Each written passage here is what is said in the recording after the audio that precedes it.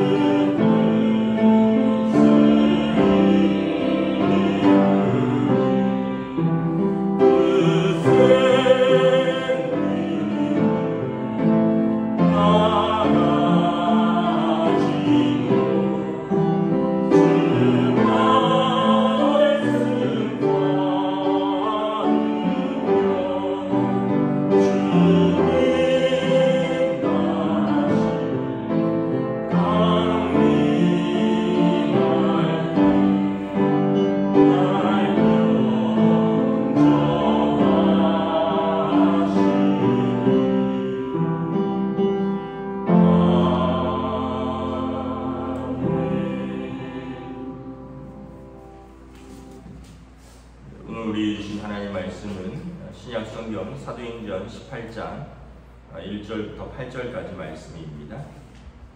사도행전 18장 1절부터 8절까지 말씀입니다.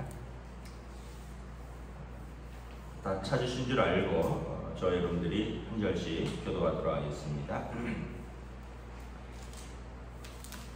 그 후에 바울이 아덴을 떠나 고린도에 이르러 아굴라라는 본도에서 난 유대인 한 사람을 만나니 클라우디오가 모든 유대인을 명하여 로마에서 떠나라 한 거로 그가 그 안에 브리스길라와 함께 이달리아로부터 새로 온지라 바울이 그들에게 가매 생업이 같으므로 함께 살며 일을 하니 그 생업은 천막을 만드는 것이더라. 안식일마다 바울이 회당에서 강론하고 유대인과 헬라인을 권면하니라.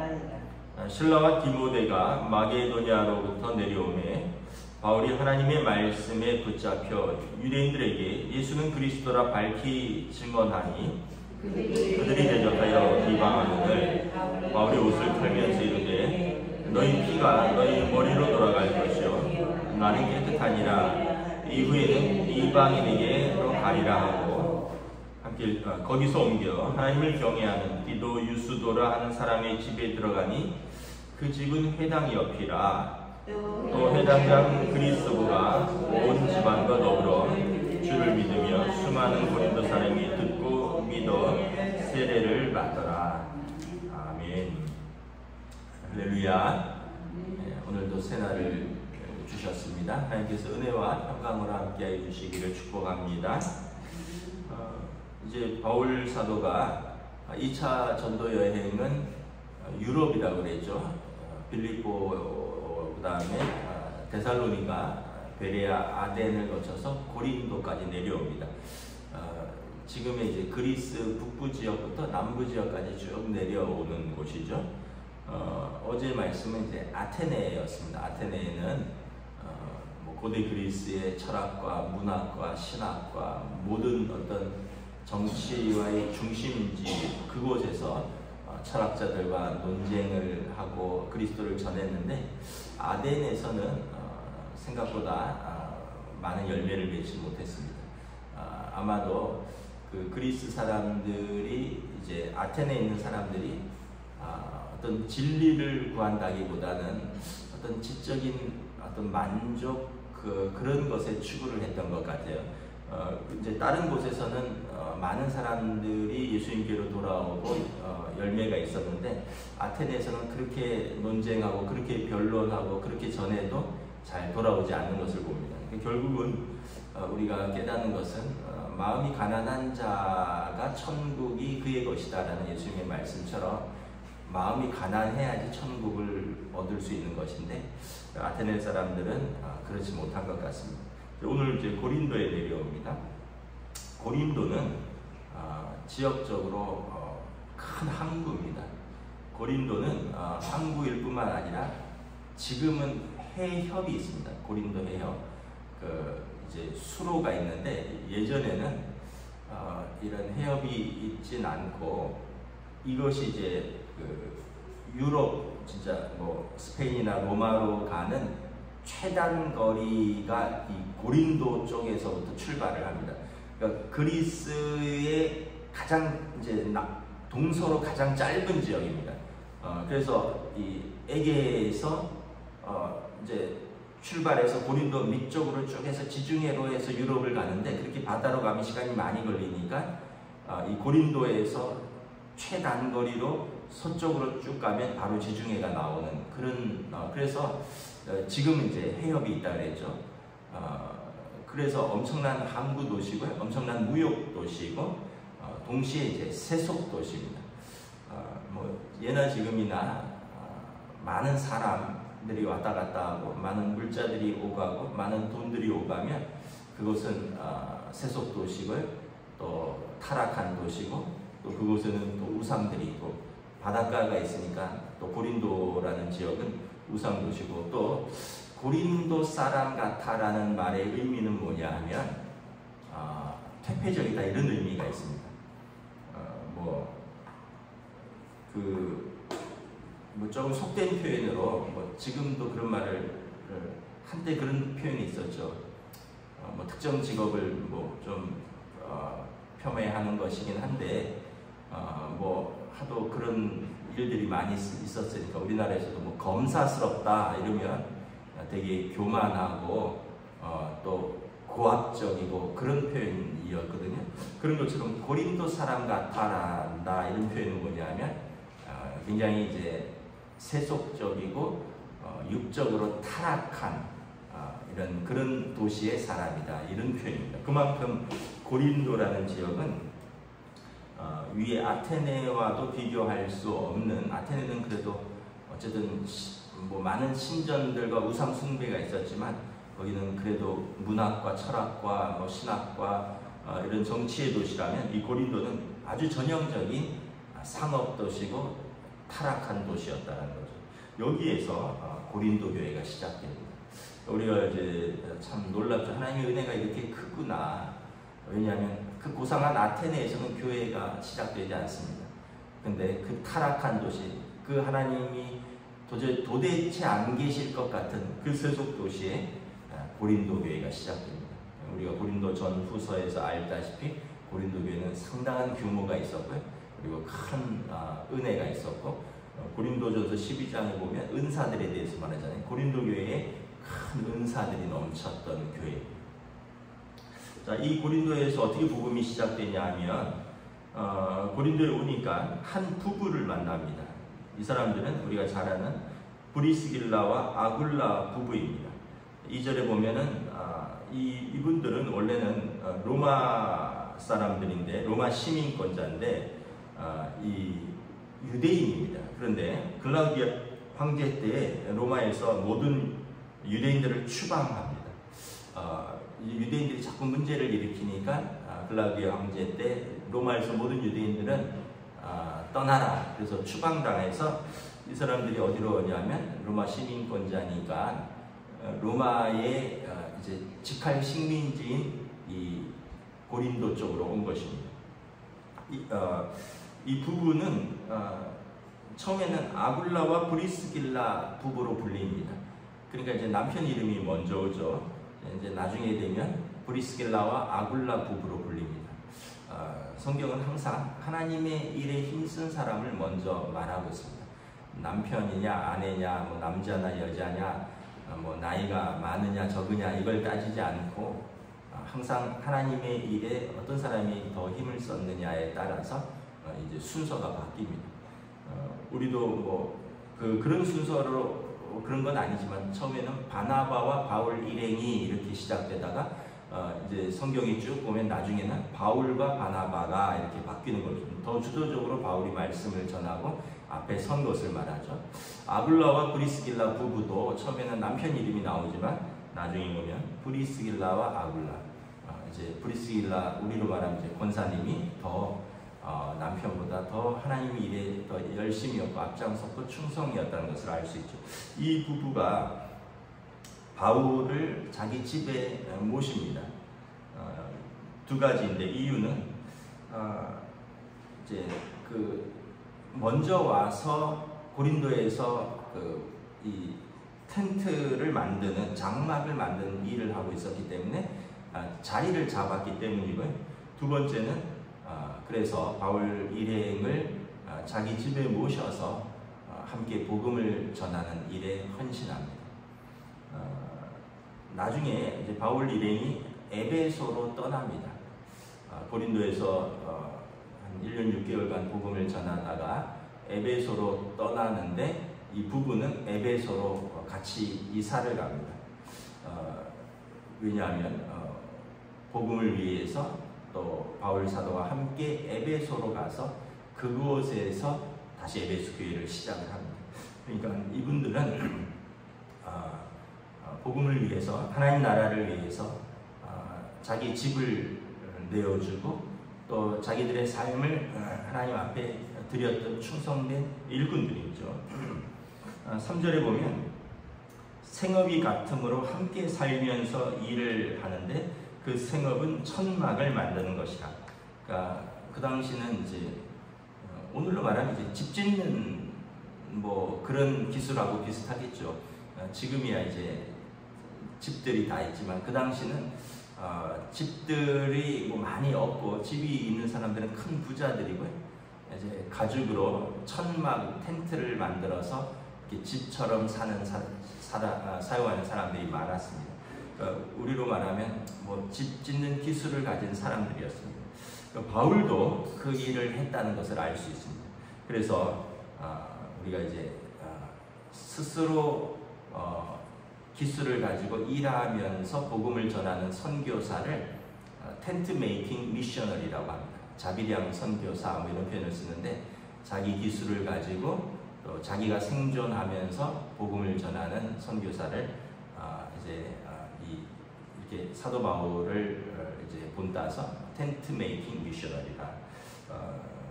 그래서 바울 일행을 이제 이 브리스길라와 아굴라 부부의 집에서 함께 머물며 또 때로는 그들과 같이 일도 하고 그러면서 이 고린도 교회가 시작이 되는 것입니다.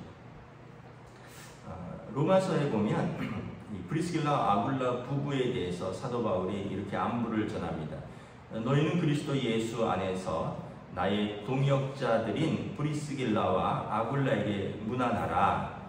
그들은 내 목숨을 위하여 자기들의 목까지 내어놓았나니. 나뿐만 아니라 이방인의 모든 교회도 그들에게 감사하라. 브리스길라와 아굴라 부부는 바울 사도를 위해서 그 목숨을 내어놓기까지 사랑하고 섬겼던 동역자들이라고 바울 사도가 친히 이야기를 하고 있습니다. 바울 사도가 이제 복음을 전하는데 많은 동역자들이 있었죠. 우리가 잘 알다시피 빌립보 교회가 있었고요. 빌립보에서는 루디아 권사님이 있었는데 빌립보 교회는 바울 사도가 로마의 감옥에 갇혀서 순교할 때까지 끝까지 선교 헌금을 여러 차례 보낸 선교 동역자였고, 나중엔 에바브로디도라는 젊은 목회자를 보내서 바울 사도의 옥바라지를 하는 빌립보 교회는 바울 사도가 생각만 해도 기쁘고 감사한, 그래서 빌립보 서신은 기쁨의 서신이라고 하죠. 또 로마서에 보면 베베 갱그리아 교회의 일꾼인 베베 권사님에 대해서 이야기합니다. 그는 나의 보호자가 되었습니다. 그래서 베베 권사님은, 갱그리아 교회의 베베 권사님은 사도 바울이 고백할 때 나의 보호자다. 또 우리가 잘 아는 루퍼의 어머니에게 문안하라. 그의 어머니는 나의 어머니다.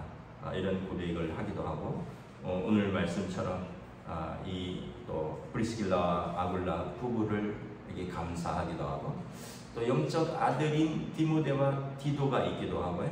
또 바울의 이제 동역자이면서 바울을 천거했던, 바울을 추천했던 바나바가 있기도 하고, 제가 볼 때 두 가지가 있는 것 같아요. 첫째는 바울 자신이 굉장히 괜찮은 사람이었다는 거죠.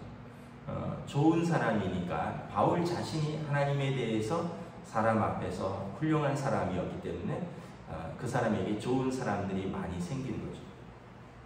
자신이 괜찮지 못하면 다른 사람이 좋은 걸 기대하기는 쉽지 않죠. 먼저 내가 좋은 사람이 되어야 되는 거고요. 두 번째는 그럼에도 불구하고 또 바울 자신을 이제 하나님 앞에서 바울을 사랑하고 섬기고 동역하던 사람들이 이렇게 마치 영적인 어머니가 있었고, 영적인 어머니는 아까 루퍼의 어머니라 그랬죠. 영적인 아들들이 있었고, 디모데와 디도가 있었고, 또 영적인 가족 같고 제자 같은 많은 이런 베베 권사님, 브리스길라와 아굴라 집사님, 권사님 같은 부부도 있었고, 그러고 보면 바울 사도가 이제 디모데에서 이렇게 이야기를 합니다. 교회의 성도들에 대해서 나이 든 사람에게는 아버지같이, 어머니같이, 이 젊은 이들에게는 형제같이, 젊은 자매에게는 깨끗함으로 자매같이, 그러면서 너희는 영적인 가족이다. 그래서 디모데에게 그렇게 섬기고 사랑하라 이렇게 말씀을 합니다. 그래서 여러분, 우리가 그리스도 안에서 영적인 가족이다라고 생각을 하면 외롭지 않겠죠. 그리스도 안에서 서로 이제 부족하지만 연결되어 있으면 서로 힘이 되겠죠. 그런데 다 따로 국밥이다. 너는 너고 나는 나고 각자 알아서 사는 거다. 그렇게 되면 이제 좀 외로운 거죠. 제가 요즘 10계명에 관한 책을 읽고 있는데 제 5계명에 관한 부모 공경에 관한 이야기가 나오는데 이렇게 되어 있더라고요. 내 부모를 공경하라는 것은 하나님의 명령입니다.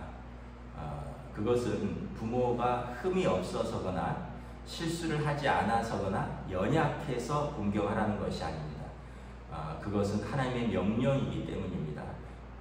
자녀가 부모를 판단하는 것은 부모의 자녀의 영역이 아닙니다. 부모는 하나님께서 판단하실 것입니다. 그 부모들도 어렸을 때는 자녀들이었고 그들에게도 부모들이 있었고 그들도 그 부모들로부터 사랑을 받고 자랐고 이제 당신들이 그 자녀들이고 그 부모를 사랑하고 섬겨야 되고 당신들도 때가 되면 부모가 돼서 당신들의 자녀들에게 사랑을 받고 공경을 받아야 됩니다.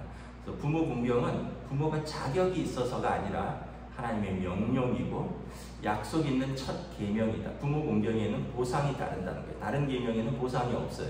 근데 부모 공경에는 보상이 따른다. 하나님의 약속 있는 첫 계명이기 때문에 공경하는 것입니다. 그래서 우리가 생각할 때 부모가 뭐 나한테 상처를 많이 줬다 그러면서 요즘 젊은 세대들이 부모에게 대들고 또 부모를 무시하고 심지어 부모를 보지 않는 사람들도 있습니다. 그런데 그건 하나님이 판단할 일이라는 거예요. 부모에 대한 판단은 자녀의 몫이 아니라는 것입니다. 그러면서 또 그런 말이 있었어요. 부모를 공경할 수 있도록 자녀들 앞에서 부부가 서로 본을 보이십시오. 남편은 아내를 높여주고 아내는 남편을 높여주십시오. 자녀들 앞에서 아버지를 아버지 대우해주고 어머니를 어머니 대우해 주십시오. 그래야지 자녀들이 부모를 공경합니다.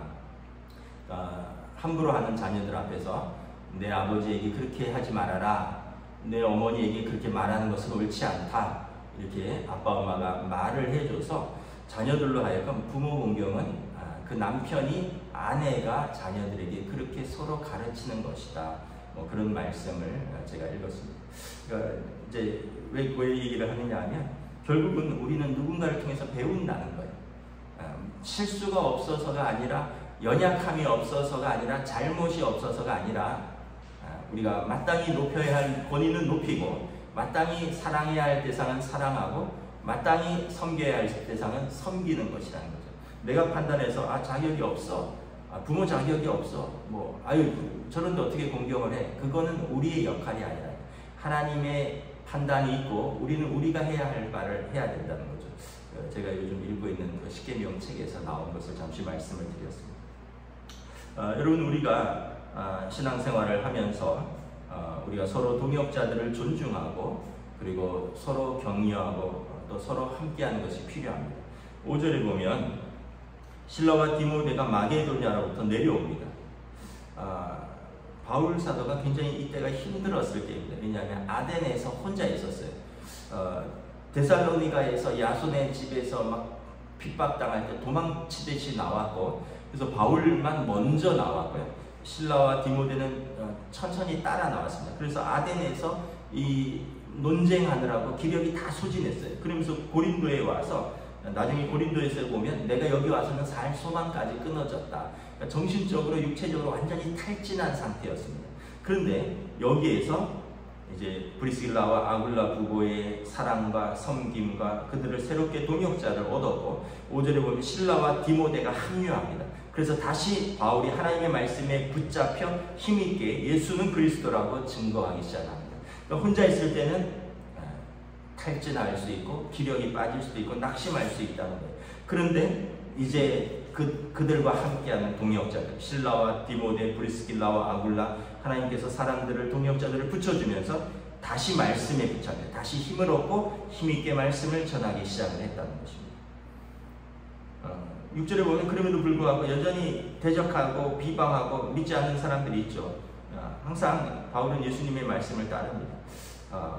복음을 전해도 믿지 않으면 발에 먼지를 떨어버리고 떠납니다. 나는 전했고 이제 믿고 받아들이는 것은 당신들의 책임이다. 그리고 이 유대인들에게서 대적한 복음은 이방인들에게로 넘어가는 것이죠. 7절에 보면 7절 8절에 이제 고린도의 디도유스도라고 하는 사람, 그리고 또 회당장 그리스도, 이 사람들이 유대인들입니다.